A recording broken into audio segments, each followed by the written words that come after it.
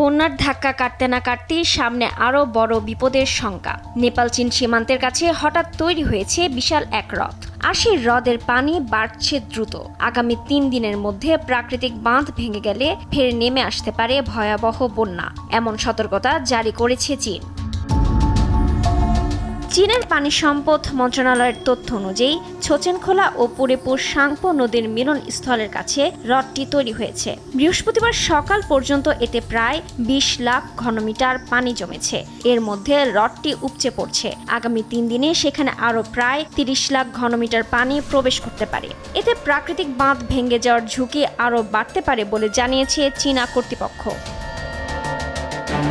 হ্রদটির পরিস্থিতি নিবিড়ভাবে পর্যবেক্ষণ করছে চীনের পানি সম্পদ কর্তৃপক্ষ।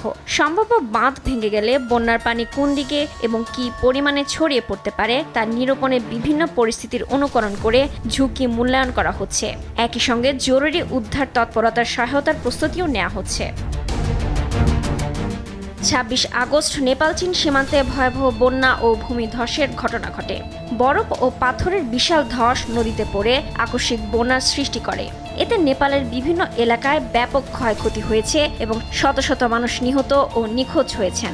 তিব্বতেও ব্যাপক ক্ষতি হয়েছে। দুর্গত এলাকায় চীনা কর্তৃপক্ষ, উদ্ধারকর্মী, সামরিক সদস্য, প্রকৌশলী, টেলিযোগাযোগ কর্মী ও ত্রাণ কর্মীদের মোতায়েন করেছে। তবে দুর্গম পাহাড়ি ভূপ্রকৃতি, অব্যাহত বৃষ্টি এবং নতুন করে ভূমিধসের আশঙ্কায় উদ্ধার তৎপরতার কঠিন হয়ে পড়েছে।